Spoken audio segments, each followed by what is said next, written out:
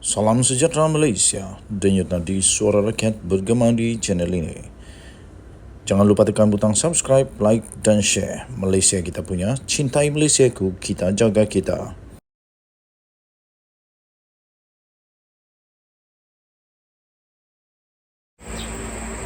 Salam sejahtera Malaysia. Disahkan menantu Muhyiddin Yassin telah keluar daripada Malaysia. Menurut pejabat immigration, keluar daripada Malaysia dah tak masuk-masuk lagi. Belum ada rekod dia masuk. Dan sekarang ini SPRM sedang cari dia untuk siasatan rasuah. Lepas itu Muhyiddin dicari oleh SPRM pula. Dicari oleh wartawan dan ditanya tentang perkara ini. Bukan dicari oleh SPRM, dicari oleh wartawan dan ditanya. Ini jawab Muhyiddin Yassin. Lucu. Muhyiddin Yassin kata apa? Kamu tahu? No comment. No comment. Muhyiddin Yassin kena jawab nih. Bukan hanya no comment. Jawablah betul-betul. Muhyiddin kata no comment. Muhyiddin kunci mulut, isu menantu dicari SPRM. Menantu Muhyiddin ini tak hormat mentua. Kenapalah menantu Muhyiddin ini tak hormat mentua? Dia tak bagi tahu dia nak pergi mana. Macam mana nanti menantu dicari oleh mentua? Susahlah begini. Kesian Muhyiddin. Pengurus CPN Muhyiddin Yassin enggan mengulas berhubung menantunya Muhammad Adlan Berhan yang sedang dikesan oleh SPRM. Katanya no comment. Seperti dipetik oleh Sinar Harian. Saya fikir pemberita silap tanya Muhyiddin lah. Muhyiddin ini kalau dia kena tanya atau dia nak buat kenyataan media, dia mesti ada skrip. Dia tak boleh live punya. Dia mesti ada skrip dulu. Pasti dia cakap no comment lah. Tapi mungkin juga no comment itu maksudnya dia tak tahu apa-apa lah. Tapi memang jahat lah menantu dia ni. Macam mana menantu tak beritahu kepada mentua nak pergi mana? Muhyiddin berkata demikian ketika ditemui oleh pemberita ketika membantu kempen calon PN di Dun Batu 3 Rina Harun di Shah Alam hari ini. Semalam SPRM berkata pihaknya sedang mengesan lokasi Muhammad Adlan dan seorang lagi individu Mansur Saad 69 tahun bagi membantu siasatan berhubung isu rasuah dan penyelewengan berhubung projek berkaitan pendaftaran, pengambilan serta penyimpanan biometrik pekerja asing di sebuah kementerian. Pelbagai usaha telah dilakukan oleh SPRM, termasuklah berhubung terus dengan kedua-dua penama dan peguam masing-masing.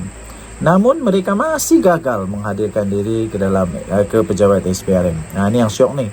Hasil semakan oleh SPRM dengan Jabatan Immigration Malaysia, kedua-dua penama berkenaan disahkan telah meninggalkan Malaysia masing-masing 17 Mei dan 21 Mei 2023 serta dan didapati tiada rekod masuk kembali ke negara ini. Itu kata SPRM dalam kenyataan. Mereka akhirnya sekarang ini sudah jadi orang yang diburu. Pada Februari lalu, Muhyiddin menafikan sebarang penglibatan ketika dia menjadi Perdana Menteri dalam memberikan kontrak yang didakwa ada kaitan dengan Muhammad Adlan. Habis. Saya sebagai Perdana Menteri pada masa itu sama sekali tidak terlibat dalam proses penganugerahan kontrak NIISC dan Iris Corporation Berhad yang dijalankan secara tender terbuka. Itu kata Muhyiddin pada 9 Februari. Dia juga berkata tiada ahli keluarganya mempunyai hubungan dengan Iris Corporation Berhad, sama ada sebagai pengarah syarikat atau pemegang saham. Alih-alih ada menantu pula yang terlibat dalam kes ini. Tapi mungkin tak adalah dia punya tak ada dia punya jawatan ke saham ke kepentingan dalam syarikat, tapi mungkin dia terlibat dengan rasuah. Yang itu yang mau disiasat oleh SPRM. Masalahnya menantu Muhyiddin sudah hilang di mana tak tahu. Yang tahu rekod terakhir dia keluar dari Malaysia, tak balik lagi. Kita tengok nanti, adakah kita akan tengok ada seorang lagi Jolo baru di Malaysia. Sampai jumpa lagi. Bye-bye. Salam sejahtera Malaysia. Denyut nadi suara rakyat bergema di channel ini. Terbaru tuan-tuan dan perempuan yang dihormati sekalian, maklumat yang baru saja diterima. Sanusi berdepan dengan satu masalah besar. Sanusi bakal boleh dipenjara 2 tahun. Ini kerana satu section yang sekarang ini sedang menanti Sanusi, iaitu Section 499 Kanun Keseksaan kerana fitnah jenayah, iaitu dia boleh dihukum penjara sehingga 2 tahun dan denda, ataupun Sanusi juga boleh dipenjara dan didenda kedua-duanya sekali, iaitu dihukum penjara dan denda. Kalau Sanusi kena penjara 2 tahun dan dia pula dihukum denda, dia bukan sahaja tak jadi lagi menteri besar, malah dia akan jadi dia akan jadi seorang banduan yang akan masuk penjara dan muflis lagi lah saya rasa. Sebab kenapa? Dia pun akan kena saman, dia akan kena bayar, bukan kena saman tapi dia akan kena bayar satu tuntutan bernilai 200 juta ringgit Malaysia. Di mana Sanusi mau cari 200 juta ringgit Malaysia ini? Botak kepala lah Sanusi kali ini. Dan masalah Sanusi yang paling besar ialah yang dia fitnah pula ini. Kalau betul dia fitnah, kalau betul Sanusi fitnah ini, kalau betul, sebab nanti dia nak lawan di mahkamah ni. Kalau betul Sanusi fitnah ini, dia silap hari bulan saya rasa. Kerana yang dia fitnah adalah antara manusia paling kaya di dunia, antara manusia paling kaya di Malaysia, Vincent Tan, billionaire. Vincent Tan siapa tak kenal, dia memang kaya raya. Dia tak perlu pun duit daripada Sanusi, dia tak perlu pun duit dari kerajaan, tak perlu. Dia tak perlu apa-apa pun, sebab dia dah jadi billionaire. Dia nak buat apa dengan duit lagi? Dia nak buat apa sakau duit lagi? Dia ada billionaire lah, bukan hanya jutawan ni. Sanusi lupa kot. Okey, inilah cerita dia. Iaitu Vincent Tan melalui peguamnya iaitu Pierre Chua and Associates telah pun menghantarkan surat tuntutan kepada Sanusi. Berhubung dakwaan daripada Sanusi kepada Vincent Tan mengenai projek pembersihan Sungai Klang. Dalam surat yang dikeluarkan oleh firma undang-undang Pierre Chua and Associates itu, peguam Vincent Tan menegaskan bahawa dakwaan Sanusi itu adalah ternyata jelas palsu, tidak benar, tidak wajar dan tidak berasas dan berniat jahat terhadap Vincent Tan. Jadi kerana itu mereka menuntut supaya Sanusi tarik balik tuntutannya, dan aku janji bertulis untuk berhenti daripada mengulanginya. Nah, surat tuntutan Vincent Tan kepada Sanusi semalam itu meminta permohonan maaf secara terbuka dan supaya Sanusi membayar pampasan kepada Vincent Tan sebanyak. Salam sejahtera Malaysia, Denyut nadi suara rakyat bergema di channel ini. Mulut celupar Sanusi selalu memakan diri. Mulut celupar Sanusi selalu menyebabkan masalah kepada dia dan juga kepada parti yang dibawanya. Saya fikir begitulah. Itu pendapat saya.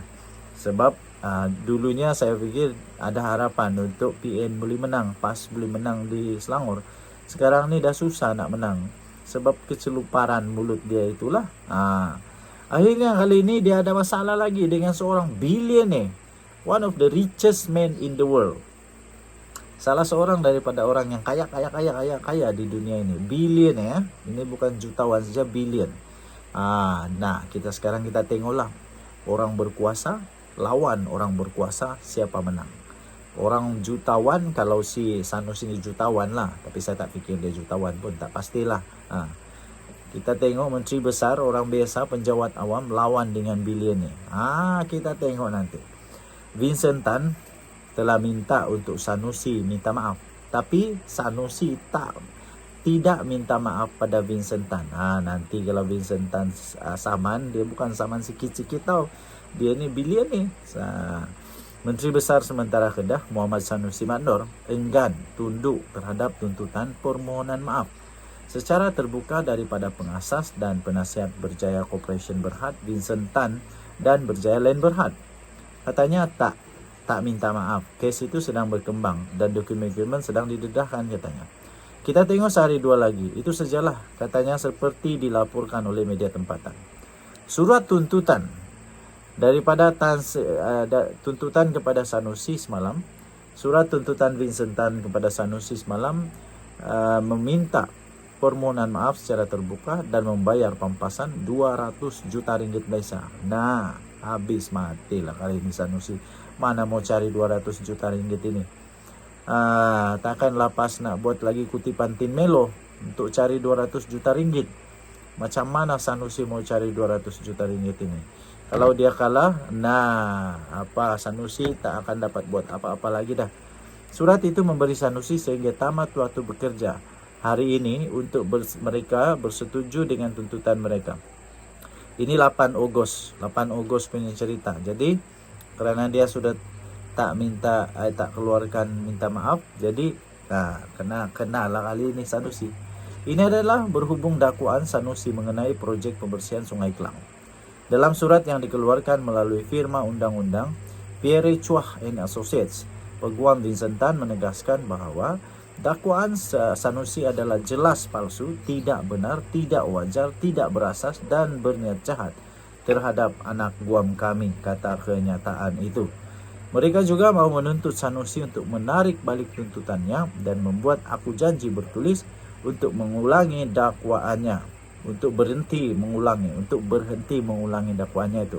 Sekiranya gagal, firma guaman itu berkata, mereka akan menerima arahan Vincent Tan untuk meneruskan tindakan undang-undang terhadap Sanusi. Syarikat guaman itu memberi amaran kepada dakwaan Sanusi boleh dikenakan tindakan di bawah Seksyen 499 Kanun Keseksaan kerana fitnah jenayah yang boleh dihukum penjara sehingga 2 tahun, denda atau kedua-duanya. Oleh itu, anak guam kami katanya berhak untuk membuat laporan polis terhadap anda, kata mereka dalam surat yang bertarikh 4 Ogos. Sanusi sebelum ini memberitahu Malaysia kini akan membuktikan tuduhannya itu di mahkamah. Okey. Lawan dia Sanusi. Tapi awas, kamu tahu Vincent Tan ini siapa? Bijaknya macam mana? Duitnya berapa banyak? Dia tak akan takut pada Sanusi. Jadi Sanusi pun jangan takut dengan Vincent, lawan di mahkamah. Barulah kita tengok. Tapi nampaknya Sanusi ada peluang untuk dipenjara selama 2 tahun. Kesianlah kali ini Sanusi. Dengan Nadi Suara Rakyat bergema di channel ini. Bye-bye.